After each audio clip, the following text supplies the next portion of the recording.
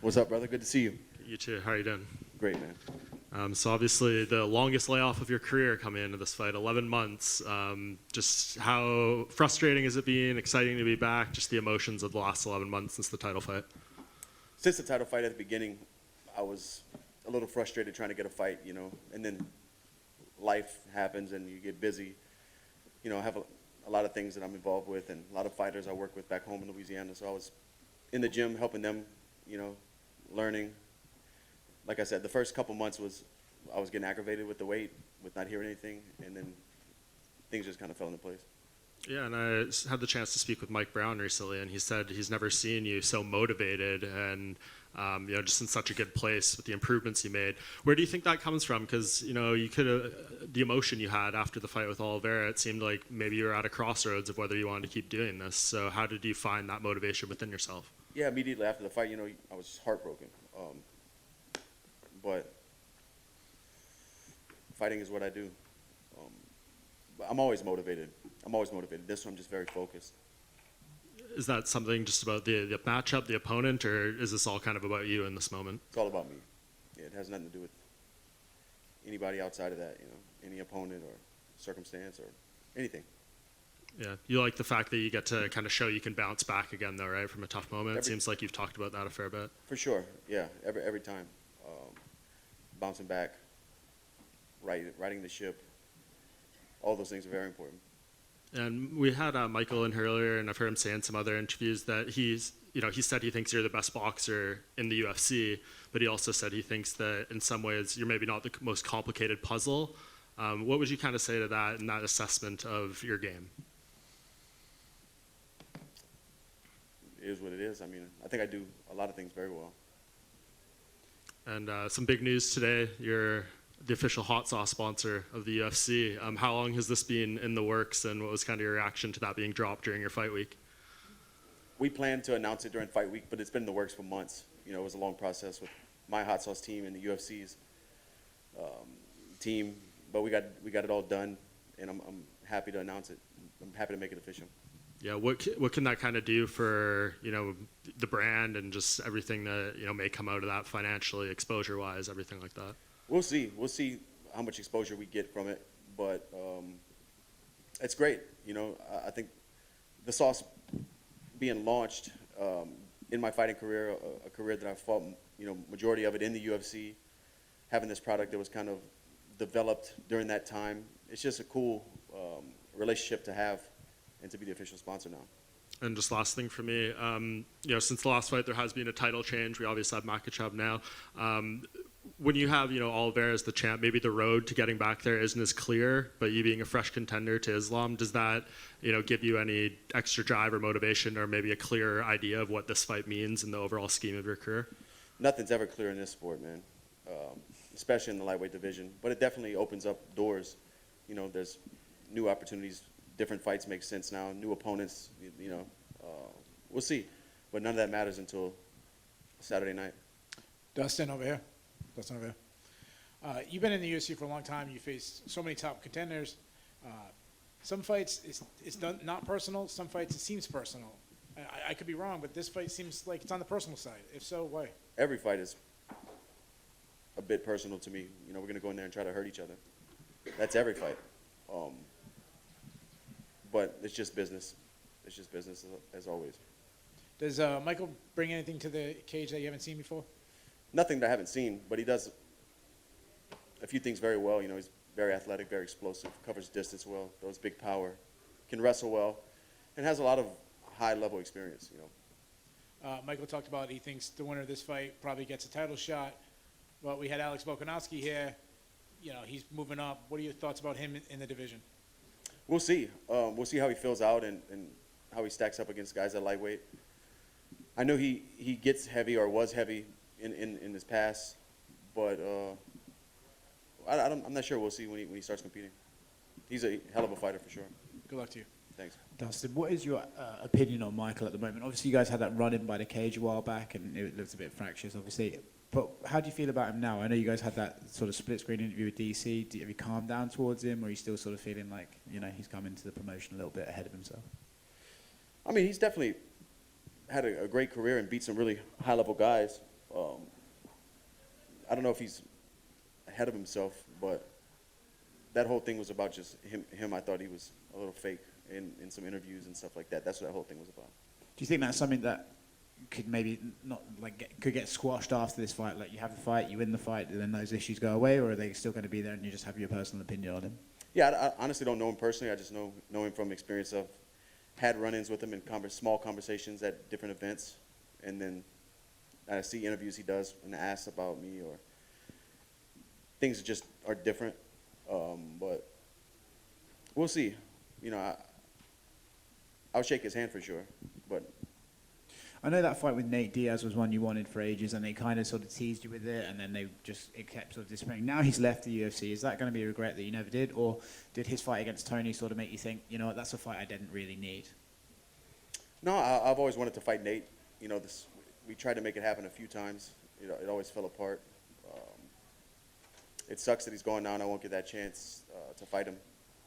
But it is what it is. Sport moves on. Dustin, back center here. Right here. Yep.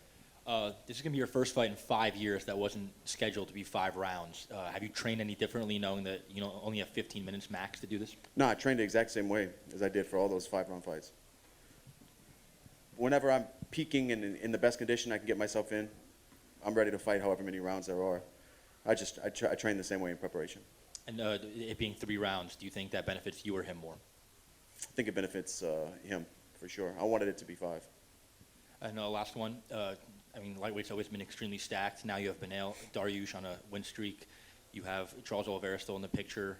Now Volkanovski moving up to fight for the title. After this win, what do you think pushes you in the forefront to earn a title shot next? I'm not sure. Whatever the next contender is, I have no clue. You know, the landscape's always changing. But first things first, I have to get my hand raised Saturday night. Wilson here at the back. Just 2 quick ones in the front, right here. Actually, that's all right. Unrelated to your fight, but I've been asking everyone at Media Day this. This might be Frankie Edgar's last fight in his MMA career. You've obviously been fighting for a long time. He's one of the few fighters on this roster fighting longer than you. So were you a fan of your whole career, and do you have any memories of Frankie throughout his Of course, I've been a big fan of Frankie for a long time. Had a great opportunity years ago to go out to Tom's River and train with him when he was preparing for Ben Henderson, be a sparring partner, and watch the way he works. And it was awesome. It was a good time in my career to go through that with him. But when I made my UFC debut, he was main eventing in MGM Grand in Las Vegas.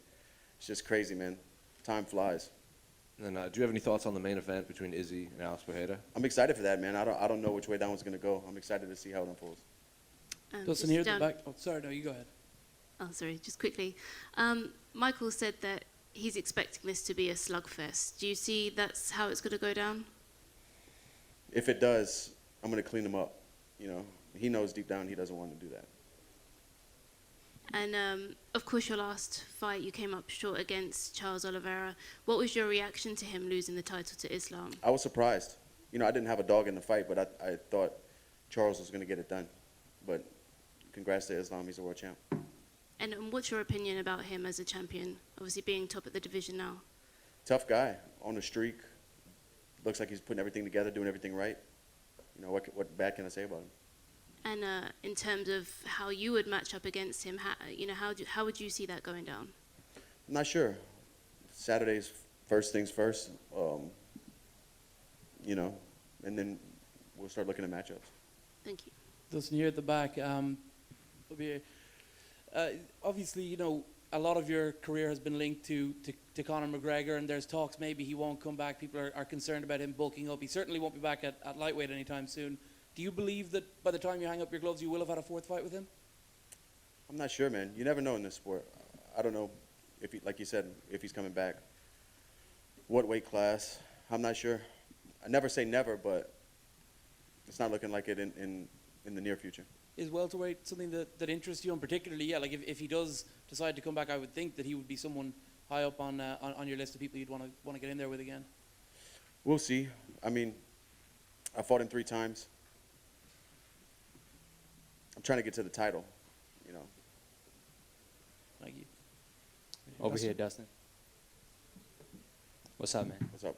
How long did it take for you to pick up the pieces? Because you said your heart was broken after the last title fight. So what was like that journey for you?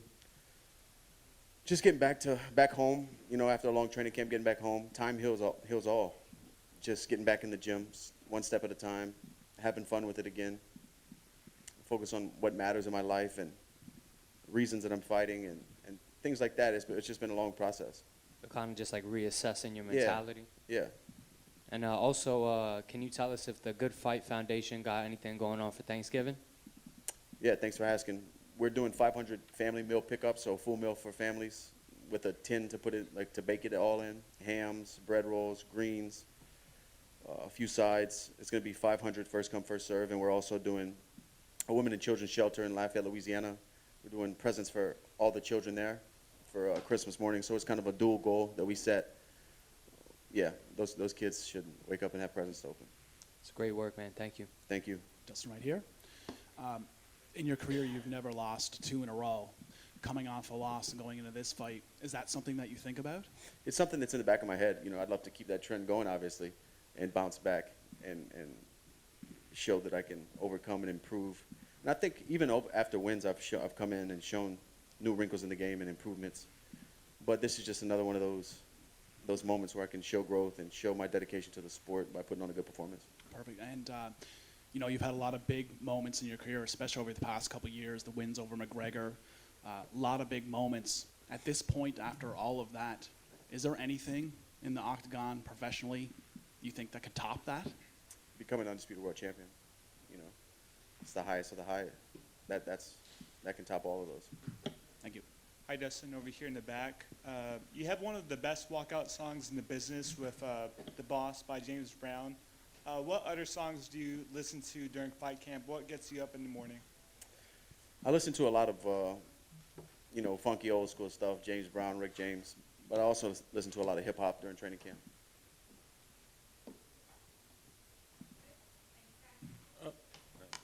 What's up? Somebody said something? Yeah, I got something for you. What's up? How you doing? Stan the Man from Menace and the Man. So you're one of the most successful lightweights in UFC history. You've been in there with Khabib, who some might say is the GOAT. We talked about Frankie Edgar, who some people think is the best. Who's the greatest lightweight of all time, according to Dustin Poirier? Man, that's a tough one because the legacy goes back so far. Of all time, I mean, most dominating has to be Khabib, right? But what gets me mad is we don't even bring up Yves Edwards' name when we talk about the best lightweights of all time. You know, he was uncrowned lightweight champion of the world when he beat Josh Thompson. That highlight we see every show opening of him having his back and turning away with that head kick. That was the championship. You know, I think his name should be brought up in these conversations. Oh, for sure. And then, so speaking of Yves, what are the chances? Like, did you game plan? Are you expecting Chandler to take this fight to the ground? Are we going to see some thug jitsu from you on Saturday? From the moment that bell rings, it's thug jitsu all day, every fight. No matter if we kickbox, fight in the parking lot, do jiu-jitsu or wrestle. Every time that bell rings, it's thug jitsu. And